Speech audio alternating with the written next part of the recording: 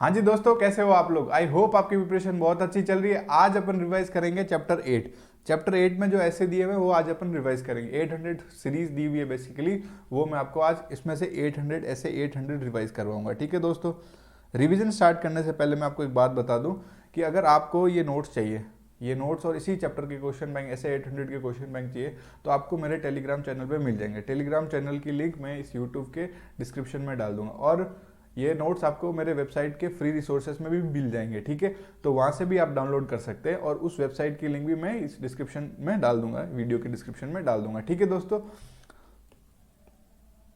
अब अपन स्टार्ट करते हैं ऐसे 800। ऐसे 800 किस पे डील करता है सर? ये स्पेशल कंसिडरेशंस पे डील करता है। ठीक है, ये स्पेशल कंसिडरेशंस कब होगी?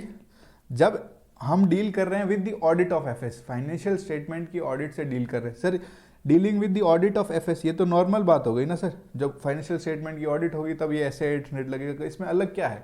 सर ये जो फाइनेंशियल स्टेटमेंट बना हुआ है ना, ये फाइनेंशियल स्टेटमेंट हुआ है prepared in accordance with the special purpose framework. Special purpose के हिसाब से जो फाइनेंशियल स्टेटमेंट बन रहा है, उन ऑडिट से ये ऐसे 800 डील करता है। Dealing with the audit of FS, वो एफएस किस हिसाब से बना हुआ है? In accordance with the special purpose framework. Very simple, और ऐसे का आपको नाम भी याद रखना है। ठीक है, अब सुनो, ये कोई भी एफआरएफ डिजाइन किया हुआ है क्या? कोई भी फाइनेंशियल रिपोर्टिंग फ्रेमवर्क जो डिजाइन किया हुआ है, एक सेकंड है ना, कोई भी फाइनेंशियल रिपोर्टिंग फ्रेमवर्क जो डिजाइन किया हुआ है, उसमें दो है, एक जनरल पर्पस फ्रेमवर्क, एक स्पेशल पर्पस फ्रेमवर्क। ठीक है दोस्तों, अब इस जनरल पर्पस फ्रेमवर्क में क्या है? वो फ्रेमवर्क जिससे कॉमन फाइनेंशियल इंफॉर्मेशन की नीड फुलफिल होती है ना, कॉमन फाइनेंशियल इंफॉर्मेशन की नीड्स होती है जो वाइड यूजर्स है उनकी, है ना। तो ये हो गया जनरल पर्पस फ्रेमवर्क, मतलब जनता के लिए, सबके लिए। वो बैंक भी इसको रेफर करेगी, जीएसटी डिपार्टमेंट भी इसको रेफर करेगा, स्टेक होल्डर्स भी इसको रेफर करेंगे, मतलब स्टेक होल्डर्स मतलब शेयर होल्डर्स भी इसको रेफर करेंगे, जो जिन्होंने पैसे लगाए, क्रेडिटर्स सब इसी को रेफर करेंगे सब, मतलब पूरी जनता ही जनरल पर्पस फ्रेमवर्क को देखेगी, क्योंकि ये जनरल है, ये सबके लिए बना है, कॉमन फाइनेंशियल इंफॉर्मेशन नीड्स को मद्देनजर रखते हुए बनाया गया है। ठीक है दोस्तों, अब सुनो, स्पेशल पर्पस फ्रेमवर्क क्या है? ये उन लोगों की फाइनेंशियल इंफॉर्मेशन नीड्स को फुलफिल करेगा। कौन? Users, specific users. ये बस स्पेसिफिक यूजर्स की नीड्स को ही फुलफिल करता है, ये कॉमन फाइनेंशियल इंफॉर्मेशन नीड्स को नहीं फुलफिल करता। अब सुनो, ये फाइनेंशियल रिपोर्टिंग फ्रेमवर्क जो है, जनरल पर्पस फ्रेमवर्क और स्पेशल पर्पस फ्रेमवर्क, दोनों तरीके से प्रेजेंट हो सकते हैं। एक तो फेयर प्रेजेंटेशन फ्रेमवर्क के हिसाब से हो सकता है, और एक कंप्लायंस फ्रेमवर्क के हिसाब से हो सकता है। सर ये एसपीएफ भी फेयर प्रेजेंटेशन और कंप्लायंस के हिसाब से हो सकता है? जी हाँ सर। सर एक बात बताओ, तो फिर ये फेयर प्रेजेंटेशन फ्रेमवर्क और कंप्लायंस फ्रेमवर्क में डिफरेंस क्या है? यही आपके दिमाग में क्वेश्चन आ रहा होगा। सुनो, फेयर प्रेजेंटेशन फ्रेमवर्क और कंप्लायंस फ्रेमवर्क में क्या डिफरेंस है मैं आपको समझाता हूँ। कंप्लायंस फ्रेमवर्क एकदम स्ट्रिक्ट है, जैसा लिखा है, जैसा कहा है वैसा करो, इसमें कोई एडिशनल डिस्क्लोजर की हमें जरूरत नहीं है। जैसे यहाँ पे इन्होंने इमूवेबल प्रॉपर्टी का स्केड्यूल दिया हुआ है, मूवेबल एसेट्स का दिया हुआ है, ये जो इन्होंने कहा है इसी हिसाब से इतनी इन्फॉर्मेशन चाहिए, ना एक मतलब इन्फॉर्मेशन ज़्यादा ना एक कम, समझ लो, जो लिखा है उतनी इन्फॉर्मेशन दो, काम खत्म। कंप्लायंस फ्रेमवर्क आपका के हिसाब से काम हो गया, नॉट अलाउड। इसमें डेविएशन कर सकते क्या? डेविएशन आप इसमें नहीं कर सकते, जो कहा है वही करना है। बट फेयर प्रेजेंटेशन वर्क में अपन एडिशनल डिस्क्लोजर कर सकते हैं, और थोड़ा बहुत हमें डेविएशन अलाउड है। क्यों अलाउड है? For fair presentation, for better presentation which will enhance the user understanding. Very simple. सुनो, अब अपन ने जो यहाँ पे पढ़ा, इधर आओ, स्पेशल पर्पज फ्रेमवर्क में, और देखो फाइनेंशियल इंफॉर्मेशन नीड्स जो स्पेसिफिक यूजर्स की कंसीडर करे, वो फ्रेमवर्क स्पेशल पर्पज फ्रेमवर्क। हाँ sir, common financial information needs of wide range of users करे, वो हो गया सर आपका general purpose framework. Very simple. हाँ सर, अब सुनो, एफआरएफ फेयर प्रेजेंटेशन फ्रेमवर्क भी हो सकता है, कंप्लायंस फ्रेमवर्क भी हो सकता है, हमने पढ़ा सर, बहुत अच्छी बात। अब सुनो सर, एग्जाम्पल्स बता दो स्पेशल पर्पज फ्रेमवर्क के। वो फाइनेंशियल रिपोर्टिंग प्रोविजंस किसी कॉन्ट्रैक्ट में दिए हुए, कॉन्ट्रैक्ट मतलब किसी दो स्पेसिफिक यूजर्स ने, तीन स्पेसिफिक यूजर्स ने, कितने भी स्पेसिफिक यूजर्स ने, जो इंटेंडेड यूजर्स हैं, उन्होंने डिसाइड कर लिया और कॉन्ट्रैक्ट में फाइनेंशियल रिपोर्टिंग प्रोविजंस को रेफर कर लिया, तो उसके हिसाब से वो स्पेशल पर्पज फाइनेंशियल स्टेटमेंट हो गया, उसी के हिसाब से ही फाइनेंशियल बनेंगे। इसका एग्जाम्पल देखो, बॉन्ड इंडेंचर एग्रीमेंट, बॉन्ड का इशू के रिलेटेड, बॉन्ड के यूजेस के रिलेटेड, लोन एग्रीमेंट, जब लोन लिया तब उन्होंने कॉन्ट्रैक्ट में ही अपना फ्रेमवर्क डिसाइड किया। प्रोजेक्ट ग्रांट मतलब प्रोजेक्ट ग्रांट का, चलो मैं आपको एग्जांपल देके ही समझा देता हूं, इधर आइए दोस्तों। हाँ, फ्लेक्सिन प्राइवेट लिमिटेड फॉर एग्जांपल एक कंपनी है, ठीक है, वो उन्होंने एमएसएमई के पास प्रोजेक्ट ग्रांट मतलब कुछ सब्सिडीज वगैरह के लिए, कुछ ग्रांट वगैरह के लिए अप्लाई किया। तो जब एमएसएमई के पास गए, उन्होंने कहा आपका फाइनेंशियल स्टेटमेंट ठीक है, हमें अच्छा लगा, बट हमें ये फाइनेंशियल इंफॉर्मेशन हमारे हिसाब से चाहिए। फाइनेंशियल स्टेटमेंट क्या चाहिए, स्पेशल पर्पज फ्रेमवर्क के हिसाब से उन्होंने मतलब स्पेशल अपना एक फ्रेमवर्क बना रखा है। तो ये जो फ्रेमवर्क बना रखा है वो स्पेशल पर्पस फ्रेमवर्क है, क्योंकि उन्होंने अपने नीड्स को देखते हुए ये फ्रेमवर्क को, ये इनकी नीड्स को फुलफिल करेगा, मतलब ये बाकी लोग तो यूज करेंगे नहीं, है ना। तो ये एग्जांपल हो गया special purpose financial special purpose framework. और अगर इन्होंने इसके हिसाब से इन्होंने क्या कहा कि आप ऐसा फ्रेमवर्क बनाओ, इन्होंने कहा ये इंडेक्स वाला आप हटाओ, ये हमें नहीं चाहिए। इन्होंने कहा कि जो अकाउंटिंग रूल्स, जो अकाउंटिंग प्रिंसिपल्स हम बोलेंगे, जो अकाउंटिंग एस्टिमेट्स हम बताएंगे, जिस हिसाब से वैल्यूएशन हम बताएंगे, उसके हिसाब से आप एक फाइनेंशियल स्टेटमेंट बनाओ और फिर उसकी ऑडिट कराओ, और फिर हम आपको ये प्रोजेक्ट ग्रांट करेंगे, ठीक है। तो ये इसके यूजर्स कौन है, इसके यूजर्स दो ही हो गए, एक तो फ्लेक्सिन हो गया, एक एमएसएमई हो गया। इसको कहते हैं स्पेशल पर्पस फ्रेमवर्क के हिसाब से, ठीक है दोस्तों। अब सुनो, cash receipt and disbursement basis of accounting, मतलब कैश बेसिस अकाउंटिंग हुई है, cash flow information, cash flow की इंफॉर्मेशन कैश बेसिस पे उन्होंने मांगी है, ठीक है। कि इन्होंने मांगी है, रिक्वेस्ट की क्रेडिटर्स ने, और उसके हिसाब से अगर ऑडिट हुई है तो ये भी स्पेशल पर्पस फ्रेमवर्क के अंदर ही आएगा। हाँ सर, स्पेशल पर्पस फ्रेमवर्क के अंदर ही आएगा। फाइनेंशियल रिपोर्टिंग प्रोविजन किसी रेगुलेटर ने स्टेब्लिश किया, वो रिक्वायरमेंट उस रेगुलेटर की मीट करने के लिए, to meet the requirement of that regulator, ये भी स्पेशल पर्पस फ्रेमवर्क में आता है। Very simple. अब सुनो, ये जो ऐसे 800 है, ऐसे नंबर 800, ये ऐसे 3 में बटा हुआ है। क्या कंसीडर करोगे, स्पेशल कंसीडरेशन की बात हो रही है ना, क्या कंसीडर करोगे जब ऐसे एंगेजमेंट एक्सेप्ट करोगे, क्या कंसीडर करोगे जब प्लान और परफॉर्म करेंगे, और कुछ रिपोर्टिंग की बात कही है। ये 3 चीजें आपको अगर समझ में आती है, ये ऐसे खत्म है जैसे में कुछ नहीं है। और मैं अगर आपको जो भी बताऊंगा इसमें, वो आप ध्यान से सुन लो, तो आप ये पूरे के पूरे, इसमें अगर कोई क्वेश्चन आता है 4 से 5 नंबर का इस ऐसे से, तो आप अच्छे से उसे सेम टू सेम आईसीआई की लैंग्वेज में लिख पाओगे। देखो लैंग्वेज में क्या लिखना है वो मैंने पूरा रेड बोल्ड करके हाईलाइट किया हुआ है, बस आप उस पर फोकस करना, आपको अच्छे से याद हो जाएगा। और मैं आपको अच्छे से भी एक्सप्लेन करके याद करा दूंगा इसमें, ठीक है। उसके बाद आप 1 बार या 2 बार इस चार्ट को देखना, आपको सारी चीज़ें याद रहेगी, ठीक है दोस्तों। अब सुनो, क्या कंसीडर करना है एंगेजमेंट। देखो एंगेजमेंट जो लेटर होता है उसमें तो बहुत सारी चीज़ें होती है सर। हाँ, उसमें क्या क्या चीज़ें होती है सर, एक तो ऑब्जेक्टिव और स्कोप ऑफ ऑडिट होती है सर। हाँ, ऑब्जेक्टिव और स्कोप ऑफ ऑडिट होती है। चलो मैं बोल ही देता हूँ, लिखना क्या है इसको, आपको पता ही है। रेस्पॉन्सिबिलिटी ऑफ ऑडिटर्स लिखी होती है। हाँ सर, रेस्पॉन्सिबिलिटी ऑफ ऑडिटर लिखती है। रेस्पॉन्सिबिलिटी ऑफ मैनेजमेंट भी लिखते हैं क्या सर। हाँ, रेस्पॉन्सिबिलिटी ऑफ मैनेजमेंट भी लिखते हैं। उसमें आपने एक चीज़ देखी होगी कि ये जो एप्लीकेबल एफआरएफ है ना, वो भी आपको डिसाइड करना पड़ता है। एक्सेप्टेबिलिटी ऑफ द एफआरएफ है ना। आप आओ इधर आओ, ऐसे 200 में मैं आपको दिखाता हूँ, 210 में दिखाता हूँ।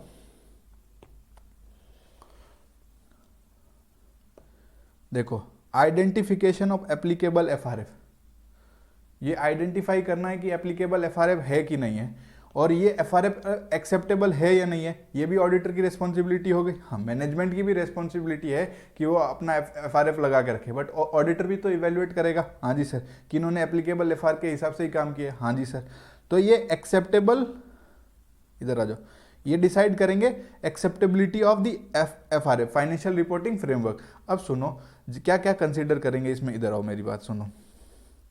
अगर कोई फाइनेंशियल रिपोर्टिंग, ये 3 पॉइंट है, आप यहाँ पे 3 चीज लिख लो। आप भी कभी ये 3 पॉइंट नहीं भूलोगे, और आएगा तो एग्जाम में लिख दोगे। पहले लिख देना चाइना, दूसरा लिख दो C&AG, और तीसरा बहुत सिंपल लिख दो कॉन्ट्रैक्ट। 3C कंसेप्ट बोलो, या जो मैंने लिखा है वो आप लिख लो, ठीक है दोस्तों। अब सुनो, चाइना में, अब ये चाइना वाला जो एग्जांपल है मैं आपको नीचे एक्सप्लेन करूंगा, आप उससे याद, अभी पहले यहाँ पढ़ते हैं क्या लिखा हुआ है। Financial reporting standards, financial reporting standards किसी ऑर्गेनाइजेशन ने स्टेब्लिश किए हैं, किसी ऑर्गेनाइजेशन ने स्टेब्लिश किए, और वो ऑर्गेनाइजेशन क्या है, इधर आओ, वो ऑर्गेनाइजेशन क्या है, ऑथराइज्ड और रिकॉग्नाइज्ड है। वो ऑथराइज्ड और रिकॉग्नाइज्ड है। अब सुनो, चाइना की एक कंपनी है जिनको इस इंडिया में इन्वेस्ट करना है, वो कह रहे आपका फाइनेंशियल ठीक है, ये वाला फाइनेंशियल हमारे वाले फ्रेमवर्क में दो, तो ये एक स्पेशल पर्पस फ्रेमवर्क हो जाएगा, क्योंकि वो उसके हिसाब से बना के देगा और ऑडिट करवाएगा। ठीक है सर, इस फाइनेंशियल स्टेटमेंट को चाइना के फ्रेमवर्क के हिसाब से कन्वर्ट करेंगे, तो ये स्पेशल पर्पस फ्रेमवर्क हो गया। जनरल पर्पस तो हुआ नहीं। हाँ सर, स्पेशल पर्पस है इसमें भी। तो ये जो भी, अब ये चाइना का जो के हिसाब से बनाएंगे, उनके कोई रिपोर्टिंग बॉडी होगी, उनके कोई रिपोर्टिंग प्रोविजंस बताने वाली बॉडी होगी, तो तो ये किसी ऑर्गेनाइजेशन पे बेस्ड बनाया हमने, है ना। और वो ऑर्गेनाइजेशन क्या है, ऑथराइज्ड भी और रिकॉग्नाइज्ड भी, इतना हम लोग ने पहले भी पढ़ लिया। और उस ऑर्गेनाइजेशन में एक और खासियत होनी चाहिए, उसके पास इस्टेब्लिश्ड और ट्रांसपेरेंट प्रोसेस होना चाहिए। क्या इस्टेब्लिश्ड और ट्रांसपेरेंट प्रोसेस वो फॉलो करती है। क्या फॉलो करती है, इस्टेब्लिश्ड और ट्रांसपेरेंट प्रोसेस फॉलो करती है और स्टेक होल्डर्स के व्यूज को कंसीडर करती है। अब मोटा मोटा मेरी बात सुनो, ऑर्गेनाइजेशन है, ठीक है सर, एक ऑर्गेनाइजेशन है, वो ऑथराइज्ड है और रिकॉग्नाइज्ड है, हाँ जी सर वो ऑथराइज्ड और रिकॉग्नाइजेशन है, वो फॉलो करती है इस्टेब्लिश्ड एंड ट्रांसपेरेंट प्रोसेस। क्या फॉलो करती है, established and transparent process follow करती है और स्टेक होल्डर्स के व्यूज को भी कंसीडर करती है। तो उसको हम लोग प्रिज्यूम्ड एक्सेप्टेबल मानेंगे। इधर आओ, उस फाइनेंशियल रिपोर्टिंग फ्रेमवर्क को प्रिज्यूम्ड एक्सेप्टेबल मानेंगे। हम तो यहाँ कंसिडरेशन में यही डिटरमाइन कर रहे हैं ना कि ये फाइनेंशियल रिपोर्टिंग फ्रेमवर्क एक्सेप्टेबल है कि नहीं है। तो इसमें अगर किसी ऑर्गेनाइजेशन ने बनाया जो ऑथराइज्ड रिकॉग्नाइज्ड है, तो इस केस में हम एक्सेप्टेबल प्रिज्यूम एक्सेप्टेबल कर लेंगे। क्या होना चाहिए, ऑथराइज्ड रिकॉग्नाइज होना चाहिए। देखो यहाँ लिखा है ऑथराइज्ड और रिकॉग्नाइज है, स्टैंडर्ड्स को हम लोग मान लेंगे, प्रिज्यूम्ड एक्सेप्टेबल है, हाँ सर मान लेंगे। फॉर द पर्पज ऑर्गेनाइजेशन क्या करती है, एस्टेब्लिश और ट्रांसपेरेंट प्रोसेस फॉलो करती है, including the consideration of the views of the relevant stakeholders. इतना ही मैंने आपको समझा। चाइना वाले एग्जाम्पल से याद रखना, चाइना की एक बॉडी है, वो जो ऑर्गेनाइजेशन है उसके हिसाब से हमें एफएस बनाया है, स्पेशल पर्पज फ्रेमवर्क। वो क्या है, वो ऑर्गेनाइजेशन ऑथराइज्ड और रिकॉग्नाइज्ड है, ठीक है, और वो स्टेब्लिश्ड और ट्रांसपेरेंट प्रोसेस फॉलो करती है और शेयर होल्डर स्टेक होल्डर्स के व्यूज को भी कंसीडर करती है। बहुत सिंपल है, मैंने 3 या 4 बार इस चीज को रिपीट कर दिया है, वो भी रिवीजन में। सुनो, सी एंड ए जी मतलब some laws and regulation prescribe. अरे भाई लॉ ने प्रिस्क्राइब किया, क्यों दिमाग लगा रहा है। अगर लॉ ने प्रिस्क्राइब कर दिया तो, और वो मैनेजमेंट को लॉ ने प्रिस्क्राइब कर दिया, मतलब लॉ में ही प्रिस्क्राइब किया है कि ये यूज करना है। फॉर एग्जांपल पीएसयू ऑडिट में अगर कुछ सी एंड ए जी के लॉज में ही उन्होंने अप्लाई किया कि आपको इस फ्रेमवर्क के हिसाब से एफएस बना के देना है अलग से, ठीक है, तो उस हिसाब से बनाएंगे, है ना। तो जब लॉ ने प्रिस्क्राइब कर दिया आपका एफआरएफ, तो क्या सोच रहे हो, प्रिज्यूम्ड एक्सेप्टेबल। हाँ सर प्रिज्यूम्ड एक्सेप्टेबल। अब सुनो, किसी कॉन्ट्रैक्ट में हम लोग ने प्रोविजन के अंदर डाला है, कॉन्ट्रैक्ट मतलब financial reporting provision of contract, किसी कॉन्ट्रैक्ट के तहत, किसी सोर्स के तहत, अदर देन जो ऊपर दिया है, ठीक है, तो इसको भी प्रिज्यूम्ड एक्सेप्टेबल लिख के आगे बढ़ने सर, नहीं ऐसे आगे बढ़ नहीं सकते, क्योंकि इसमें हम इसको प्रिज्यूम्ड एक्सेप्टेबल नहीं मानेंगे। इसमें ऑडिटर की रेस्पॉन्सिबिलिटी है। ऑडिटर की क्या रेस्पॉन्सिबिलिटी है सर, इधर आओ, इसका मैं आपको लिखता हूँ, ठीक है। ये कॉन्ट्रैक्ट के हिसाब से एफआरएफ है, फाइनेंशियल रिपोर्टिंग फ्रेमवर्क है ना, फाइनेंशियल रिपोर्टिंग फ्रेमवर्क जो एसपीएफ है, और ये फ्रेमवर्क एक्सेप्टेबल फ्रेमवर्क है। एक्सेप्टेबल फ्रेमवर्क मतलब जो जनरली एक्सेप्टेबल फ्रेमवर्क होता है वो है। तो आपको क्या करना है, ये वाला फ्रेमवर्क को ध्यान से देखना है, प्यार से देखना है, और ये देखना है कि क्या ये ऐसे एट्रीब्यूट एग्जिबिट कर रहा है, ऐसे एट्रीब्यूट्स एग्जिबिट कर रहा है जो एक्सेप्टेबल एफआरएफ में होते हैं। मतलब ऐसी चीज़ें इसमें कुछ सिमिलर है, कुछ इनकी वैल्यूएशन सिमिलर है, कुछ ऐसी चीज़ें रिफ्लेक्ट कर रहा है जिससे, कुछ ऐसे एट्रीब्यूट्स दिखा रहा है जिससे हम ये कह सकते हैं कि ये एक्सेप्टेबल है। हाँ, तो ये ऑडिटर की रिस्पॉन्सिबिलिटी है डिटरमाइन करना एक्सेप्टेबल एफआरएफ। हाँ sir, whether the framework exhibit attributes normally exhibited by, normally जो एक्सेप्टेबल एफआरएफ से एग्जिबिट होता है in accordance with the requirement of SA 210, और attributes normally exhibited by acceptable FRF क्या है, मैटर है प्रोफेशनल जजमेंट, वो ऑडिटर ही डिसाइड करता है। जी सर, वेरी इजी, समझ में आया। अब सुनो, अगर जितने भी अपन ने ये ऊपर पढ़े financial reporting standards refer to above, किसी सप्लीमेंट है, सप्लीमेंट मतलब कोई लेजिस्लेटिव रिक्वायरमेंट अलग से दी हुई है, कोई लेजिस्लेटिव रिक्वायरमेंट अलग से दी है, तो ऐसे 210 के हिसाब से ऑडिटर को डिटरमाइन करना है कि इन लेजिस्लेटिव और अपन ने जो ऊपर अभी पढ़े उनमें क्या नहीं होना चाहिए, उनमें क्या है, क्या कोई कंफ्लिक्ट एग्जिस्ट करती है, उसमें भी कुछ कंडीशन होगी, इसमें भी कुछ कंडीशंस होगी, तो क्या उन दोनों कंडीशंस के बीच में कोई कंफ्लिक्ट अराइज हो रही है, क्या कोई एडिशनल रिक्वायरमेंट दी है, तो ऑडिटर ये पहले डिटरमाइन करेगा, मतलब determine whether any conflict between the financial reporting standards and additional requirement exist करती है क्या, और क्या करेगा, प्रिस्क्राइब करेगा actions to be taken by the auditor, क्या करेगा, प्रिस्क्राइब करेगा actions to be taken by the auditor if such conflict. ऐसे, ये कौन से ऐसे में लिखा है सर, ऐसे 210 में आप जाओगे प्रोनाउंसमेंट में, तो उन्होंने प्रिस्क्राइब कर रखे हैं एक्शन जब कॉन्फ्लिक्ट अराइज होती है, ठीक है, और जब एडिशनल रिक्वायरमेंट अराइज होती है, ठीक है। अब ये एग्जाम्पल बहुत ही फालतू है, कुछ नहीं कहा है इन्होंने, कहा अगर अपन नेट एसेट्स निकालते हैं at the time of sales, हमारे बुक्स में जो वैल्यू आ रही होती है वो हम नहीं लेते, वो हम भले हमने फाइनेंशियल रिपोर्टिंग, एक मिनट, फाइनेंशियल रिपोर्टिंग जो फ्रेमवर्क है उसके हिसाब से एसेट्स की वैल्यूएशन हमने डाल रखी है उसमें बैलेंस शीट में, बट वो वैल्यू तो हम लेते नहीं, हम तो रीजनेबल और प्रूडेंस के हिसाब से लेते हैं कि इसका फॉर एग्जांपल उसमें अकाउंट रिसीवेबल्स मतलब डेटर्स की 2 लाख की वैल्यू है, ठीक है, बुक में, और हमें पता है कि 50,000 ही पैसे आएंगे मार्केट के हिसाब से, फेयर प्रूडेंट एकदम एस्टिमेट्स लगा, तो एसेट हम लोग लेंगे तो 50,000 ना, तो ये उससे मैच तो नहीं करेगा, बट ये कॉन्ट्रैक्ट के तहत अगर हम कॉन्ट्रैक्ट ऑफ सेल कर रहे हैं तो हमें इसमें मैच करने का कोई लॉजिक नहीं है, हम तो वही लेंगे ना 50,000 जो उसमें एक्चुअली में रियलाइज होगा, बस यही लिखा है। आप अगर इसको नहीं रेफर करोगे तो भी कोई दिक्कत नहीं है। अब सुनो, इसमें बस जो इंपॉर्टेंट थे ये 3 पॉइंट थे, ये 3 पॉइंट आपके खून में होने चाहिए बस। कंसीडर क्या करोगे जब प्लान और परफॉर्म करोगे ऑडिट, कुछ नहीं, अब इसमें बहुत सिंपल है, इसको ऐसे के हिसाब से याद रखेंगे अपन। क्या कंसीडर करो जब प्लान और परफॉर्म करने जा रहे हो ऑडिट, तो क्या कंसीडर करोगे? सर किसकी ऑडिट करने जा रहे हैं? सर फाइनेंशियल स्टेटमेंट की। हाँ, कौन से फाइनेंशियल स्टेटमेंट की? फिर से याद करो, वो फाइनेंशियल स्टेटमेंट जो प्रिपेयर किया गया है स्पेशल पर्पज फ्रेमवर्क के हिसाब से। वेरी सिंपल दोस्तों। हाँ जी सर। अब सुनो, ऐसे 200, इसमें ऐसे 200, 260, 320 और 700, ठीक है।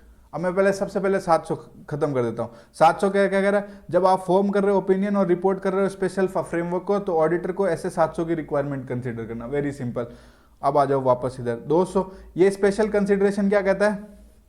स्पेशल कंसीडरेशन में ऐसे 200 ये कहता है, ऐसे 210 में कुछ एथिकल रिक्वायरमेंट बताई गई है उनकी, बताई गया कि उसमें कहा गया है कि हमें कंप्लाई करना है रिलेवेंट एथिकल रिक्वायरमेंट से। हाँ सर, रिलेवेंट एथिकल रिक्वायरमेंट, और उसमें सबसे जरूरी वाली जिसको हम लोग बोलते हैं इंडिपेंडेंस, मतलब इंक्लूडिंग इंडिपेंडेंस, और कहता है सारे ऐसे फॉलो करो एंड ऑल एसेज की रिक्वायरमेंट को फुलफिल करो। तो ये कह रहा है comply with the each requirement of ऐसे। क्या लिख दिया इन्होंने? फिर से सोचो तो, एक बार फिर से सुनो इसको ना, क्या कह दिया? कुछ भी कह दिया। कह रहे हैं कंप्लाई करो विद ईच रिक्वायरमेंट ऑफ ऐसे। अरे ऐसे कि हर एक रिक्वायरमेंट से कैसे हम लोग कंप्लाई कर लेंगे? तो एक बात बताओ, ऐसे 402 है जो सर्विस ऑर्गेनाइजेशन की, अगर आप सर्विसेज यूज कर रहे हो थर्ड पार्टी को, जिसमें हम लोग आउटसोर्स कर देते हैं अपनी सर्विसेज, फिर वो यूजर ऑडिटर आता है। आई होप आपको याद है। अगर हमारे पास वैसा कोई थर्ड पार्टी से हमने कुछ काम ही नहीं कराया, हम किसी की सर्विस ऑर्गेनाइजेशन की सर्विस ही नहीं ले रहे थे, तो इसमें ऑडिट कहाँ से होगी? हम किसी की यूज ही नहीं कर रहे सर्विस, तो ऐसे 402 हमारे लिए तो रिलीवेंट ही नहीं है। तो सुनो, comply with each requirement of ऐसे अनलेस ऐसे इज नॉट रिलीवेंट। अगर ऐसे रिलीवेंट नहीं है तो सबसे कंप्लाई करो। हाँ, वो तो करेंगे ही ना। और कोई रिक्वायरमेंट रिलीवेंट नहीं है, अगर रिक्वायरमेंट रिलीवेंट नहीं है तो उससे भी कंप्लाई करने की कोई जरूरत नहीं है, क्योंकि ये कंडीशनल्स होती है। अब जो कंडीशन एग्जिस्ट करेगी, कंडीशनल है और कंडीशन डज नॉट एग्जिस्ट, अगर वो कंडीशनल है और कंडीशन एग्जिस्ट ही नहीं कर सकती तो क्या हम लोग उससे क्या रिक्वायरमेंट से कंप्लाई कर लेंगे? उस रिक्वायरमेंट से कंप्लाई ही नहीं कर सकते। कुछ कुछ एक्सेप्शनल सर्कमस्टेंसेस में ऑडिटर को ऐसा लगेगा कि इस जो रिलीवेंट रिक्वायरमेंट है ना, इससे कुछ हट के मतलब इससे अलग कुछ करना पड़ेगा। क्यों? मतलब उसको अलग करना पड़ेगा, उसको लगता है जरूरी है, necessary to depart from relevant requirement in ऐसे। जो रिक्वायरमेंट ऐसे में दी है वो उससे उसको डिपार्ट करना पड़ेगा, ठीक है। तो क्या अब क्या करेगा? हो गया, उसे डिपार्ट करना पड़ेगा। तो ये मतलब गलत किया क्या उसने? गलत कुछ नहीं किया, बट ऑडिट की रिक्वायरमेंट, उस रिक्वायरमेंट की जो एम थी वो तो उसको फुलफिल करनी पड़ेगी ना। ऑडिट एविडेंस तो एक तरह से उसको कलेक्ट करना पड़ेगा ना। तो सर इसमें वो क्या करेगा? सर उसमें अल्टरनेट ऑडिट प्रोसीजर्स करेगा। मतलब ये रिलेवेंट रिक्वायरमेंट जो ऐसे में लिखी हुई है वो उसकी वजह से कुछ कुछ केसेस में उसको उससे डिपार्ट करना पड़ता है, और अल्टरनेटिव ऑडिट प्रोसीजर्स करके इस रिक्वायरमेंट की जो एम थी वो फुलफिल करनी पड़ती है। Very simple. अब सुनो, ऐसे 200 आपका के 3 पॉइंट है, ये 3 पॉइंट आप ऐसे कैसे लिख देना, ठीक है। अब 320 से रिलेटेड कुछ दिया हुआ है। 320 में पहली लाइन दी है कि application of the requirement of the SAs in audit of special purpose FS में रिक्वायर स्पेशल कंसिडरेशन। कह रहा है जब आप एप्लीकेशन करोगे किसी भी रिक्वायरमेंट्स एसेज की रिक्वायरमेंट में, तो ऐसे 8 उन ऑडिट की, किन ऑडिट की? जो ऑडिट उन फाइनेंशियल स्टेटमेंट की ऑडिट जो स्पेशल पर्पज, एक सेकेंड है ना, इसको मैं लिख के समझा दूं। कुछ नहीं लिखा हुआ है, आप स्पेशल पर्पज फाइनेंशियल स्टेटमेंट बना रहे हो तो आपको कुछ स्पेशल कंसिडरेशन करना पड़ेगा ना, सेम टू सेम ऐसे तो लगा नहीं सकते। तो ये लिखा application of some of the requirement of ऐसे in an audit special purpose financial statement में रिक्वायर स्पेशल कंसिडरेशन में, कि उसमें कुछ स्पेशल कंसिडर करो। यही का ऐसे का 800 का नाम से सबसे पहले ही उन्होंने स्पेशल कंसिडरेशन लिख रखा, तो यहाँ स्पेशल कंसिडरेशन लिख दिया, तो उससे अपने को क्या? जी सर। अब इन्होंने एग्जाम्पल दिया, एग्जाम्पल में इन्होंने क्या किया कि डिसाइड करना है कि क्या यूजर्स के लिए मटीरियल है। इधर आओ, इसका मैंने बनाया था सही। हाँ, अगर क्या यूजर्स के लिए मटेरियल है, जनरल पर्पस फाइनेंशियल स्टेटमेंट और स्पेशल पर्पस फाइनेंशियल स्टेटमेंट्स के लिए, तो हम क्या मटेरियल है वो किस बेसिस पे डिसाइड करेंगे? जनरल में सारे यूजर्स एज ए ग्रुप मानेंगे और फिर डिसाइड करेंगे क्या मटेरियल है क्या नहीं मटेरियल है, और स्पेशल पर्पस में इंटेंडेड यूजर्स के लिए क्या मटेरियल है और क्या मटेरियल नहीं है, उसके हिसाब से हम लोग डिसाइड करेंगे, जजमेंट लेंगे मटेरियलिटी के बेसिस पे। किसके हिसाब से लेंगे? फॉर इंटेंडेड यूजर्स के हिसाब से लेंगे। इसमें क्या मटेरियल है और नहीं है वो उन financial information need of users को देख के ये डिसाइड करेंगे। देखना, judgement about matters that are material to the users, अगर जनरल वाला होता है तो यूजर्स एज ए ग्रुप को ट्रीट करते हैं, और स्पेशल पर्पज वाला होता है तो इंटेंडेड यूजर्स को कंसिडर करके हम अपना जजमेंट लेते हैं। ठीक है, कुछ नहीं, बहुत सिंपल लिखा होता। अब सुनो, स्पेशल पर्पस फाइनेंशियल स्टेटमेंट आप किसी कॉन्ट्रैक्ट के अंदर बना रहे हो, ठीक है, किसी कॉन्ट्रैक्ट के रिक्वायरमेंट के तहत बना रहे हो, तो मैनेजमेंट एग्री कर सकता है इंटेंडेड यूजर्स के साथ। मैनेजमेंट क्या करेगा? इंटेंडेड यूजर्स के साथ एग्री कर लेगा और कहेगा इस थ्रेशोल्ड के नीचे अगर हमें कोई मिस स्टेटमेंट आइडेंटिफाइड होती है, threshold below which miss statement identified during the audit will not be corrected, will not be adjusted. ना ही हम करेक्ट करेंगे ना ही हम एडजस्ट करेंगे। फॉर एग्जाम्पल सुनो, 10,000 की मिस्टेक मिली तो ऑडिटर नहीं, मैनेजमेंट और यूजर्स ने डिसाइड कर लिया we will not consider it, भाड़ में जाए, हम बहुत पैसे वाले, 10,000 से नीचे गलती हम ध्यान ही नहीं देते। ठीक है, तो ऑडिटर का काम क्या है? छोड़ के आगे बढ़ के घर जाएगा? नहीं। ऐसे 320 ये कहता है existence of such threshold does not relieve the auditor. Auditor को रिलीव नहीं होगा मतलब कोई ऐसी थ्रेशोल्ड मैनेजमेंट ने बना रखी है, भले ही यूजर्स के साथ डिसाइड करके, ऑडिटर की रिस्पॉन्सिबिलिटी खत्म नहीं होती फ्रॉम दैट रिक्वायरमेंट। उसको डिटरमाइन करना पड़ेगा materiality in accordance with SA 320, जो एसए 320 के हिसाब से वो मटेरियलिटी डिसाइड करता है वैसे ही डिसाइड करेगा। मैनेजमेंट ने भले कोई भी थ्रेशोल्ड बना रखी, उससे हमें कोई मतलब नहीं, वेरी सिंपल। ठीक है, consideration when planning and performing the requirement of audit. अब सुनो, एसे 260, एसे 260 में क्या है? हम लोग कम्युनिकेट करेंगे सर TCWG से, हाँ, पर यहाँ तो हमें पहले डिटरमाइन करेंगे ना कि किसको करेंगे, कौन अप्रोप्रिएट है जिनको कम्युनिकेट करेंगे। हाँ सर, क्यों डिसाइड करना पड़ेगा? एक बात बताओ, तो जो बंदे oversight of the preparation of special purpose financial statement है, जो ओवरसाइट कर रहे हैं स्पेशल पर्पस के फाइनेंशियल स्टेटमेंट का प्रिपरेशन का, जरूरी थोड़ी है वो लोग और वो लोग, कौन से लोग सर?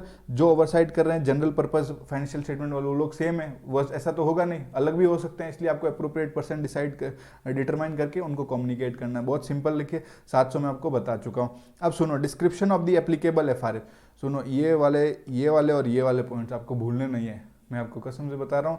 एग्जाम आएंगे तो आपको ऐसे कैसे लिखना है और ऐसे ऐसे ही नंबर मिलेंगे। अगर आपने कुछ अलग से लिख दिया इसमें, बस आप ये वाला एग्जाम, इस वाले में ये एग्जाम्पल को रीड करके छोड़ देना, बाकी इसमें मेरे को हिसाब से लगता है कुछ एक चार्ट है, बहुत ईजी है, आप अच्छे से याद कर लेना प्लीज़। हाँ,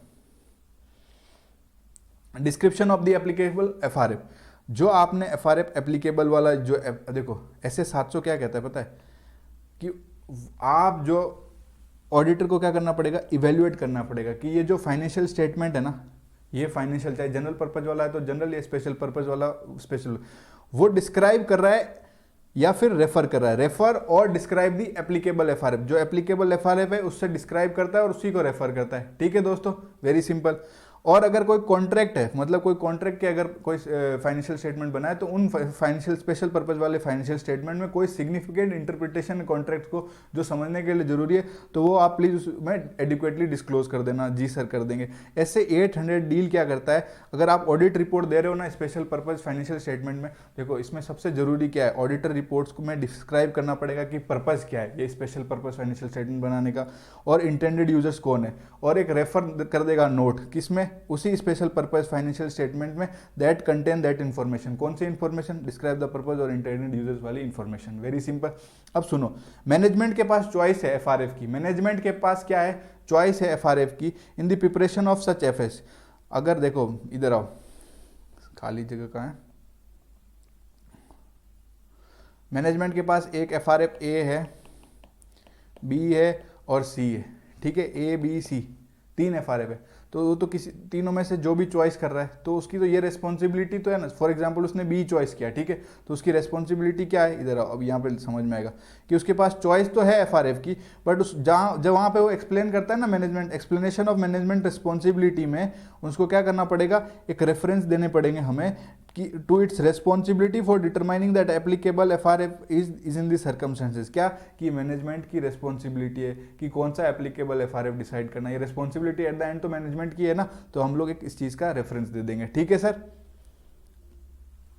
अब सुनो, ये जो फाइनेंशियल स्टेटमेंट बने स्पेशल पर्पस फ्रेमवर्क के लिए, सबके लिए बने क्या, कम एमसीए वाले मांग रहे हैं अपने फाइनेंशियल स्टेटमेंट, स्पेशल पर्पस वाले फाइनेंशियल स्टेटमेंट दे दे क्या, नहीं देना।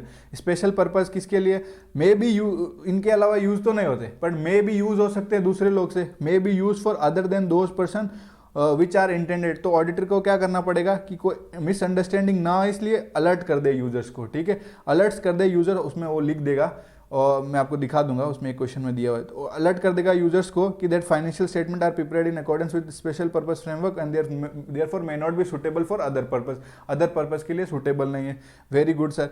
अब सुनो, रिस्ट्रिक्शन और डिस्ट्रीब्यूशन, रिस्ट्रिक्शन ऑन डिस्ट्रीब्यूशन और यूज, उसके डिस्ट्रीब्यूशन पे और उसके यूज पे रिस्ट्रिक्शन लगानी पड़ेगी। कैसे यार, अप्रोप्रिएटली इंडिकेट कर दो कि ये रिपोर्ट है सोली फॉर स्पेसिफिक यूजर्स है, तो एक तरह से रिस्ट्रिक्शंस लग गई ना। हाँ सर लग गई। तो depending on laws and regulation this may be achieved by restricting the distribution और use of the auditor's report, ठीक है, वो एक ही लाइन को वापस से बोला। In these circumstances paragraph alerting, एक सेकेंड, हाँ, पैराग्राफ अलर्ट करने वाला, paragraph alerting the readers may be expanded to include these other matters and the heading modified according.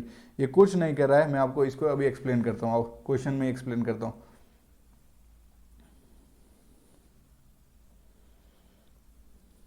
CA Lakshmi वाला क्वेश्चन है ना, इसमें आप देखो सीए लक्ष्मी ने क्या किया, एक स्पेशल पर्पस फ्रेमवर्क के हिसाब से रिपोर्ट बनाई है ना, फाइनेंशियल स्टेटमेंट बनाई, उसके बाद उस पर रिपोर्ट की, ठीक है। उसने जब अनमॉडिफाइड ओपिनियन दिया, वेल एंड गुड, ठीक है। अब उसमें एक अटेंशन दे दी इसने नोट ए, और नोट ए क्या डिस्क्राइब करता है, बेसिस ऑफ अकाउंटिंग डिस्क्राइब करता है। तो वो इंश्योर करना चाहती है कि ये रिपोर्ट मिसयूज ना हो, ठीक है। तो एक सुटेबल पैराग्राफ आप अपने उस रिपोर्ट में डालो, ठीक है। तो अपन ने क्या पढ़ा था, अप्रोप्रिएट तभी होगा कोई इंडिकेट कर दे कि ये report solely for the specific users है, हाँ जी सर। और क्या करेगी, paragraph alerting the readers may be expanded, वो पैराग्राफ को एक्सपेंड कर देगी। जो पैराग्राफ, जैसे ये बेसिस एंड ऑफ अकाउंट है और रिस्ट्रिक्शन एंड डिस्ट्रीब्यूशन और एंड यूज, मतलब इसमें एक्सपेंड कर देगी अलग से, और उसको बढ़ा के लिख देगी। क्या लिख देगी लक्ष्मी, सीए लक्ष्मी क्या लिखेगी sir, our report is intended solely for X limited and Y limited and shall not be distributed or to be use by parties other than X and Y limited. Very simple, आपका ये वाला chapter, मतलब chapter in the sense ऐसे 800 आपका पूरा complete हो गया। अब मैं आपको कुछ दिखा रहा हूं, इधर आओ। ये ऐसे 800 आपके आईसीआई के, ऐसे 800 आपके आईसीआई स्टडी मटेरियल का है। आप इधर देखो, इंट्रोडक्शन है, ठीक है, ऐसे 800 हमने पढ़ा, एग्जांपल्स पढ़ लिए, ये 3 कंसीडरेशन है, ठीक है। उसके बाद स्पेशल पर्पस फ्रेमवर्क क्या होता है, एग्जांपल्स क्या होता है, कंसीडरेशन, एक एक लाइन सेम है और ऐसे अरेंज की हुई आपको याद हो जाएगा मेरे नोट्स में। बस मैं आपको ये दिखा रहा हूँ, सब चीज़ कवर्ड है। प्लानिंग और परफॉर्मिंग ऑन ऑडिट में आपने क्या कंसीडर करोगे, description of the applicable FRF में आप क्या कंसीडर करोगे, अलर्ट करना है, डिस्ट्रीब्यूशन ऑन डिस्ट्रीब्यूशन यूज करना है। और ये सीए लक्ष्मी वाला तो क्वेश्चन कर लिया, एक टेस्ट और अंडरस्टैंडिंग का क्वेश्चन है, वो आप देख लेना, बहुत ईजी है। ये आपका सेम टू सेम वैसे ही कवर हो गया जैसे आपके मॉड्यूल में दिया हुआ है, ठीक है दोस्तों। आई होप आपको ये समझ में आया और आपको ये रिवीजन लेक्चर अच्छा लगा हो, तो आप प्लीज़ इसको लाइक करना और शेयर करना और कमेंट भी कर देना, ठीक है दोस्तों। Thank you so much. हाँ, मिलते हैं 805 के रिवीजन में, ठीक है दोस्तों। Okay sir.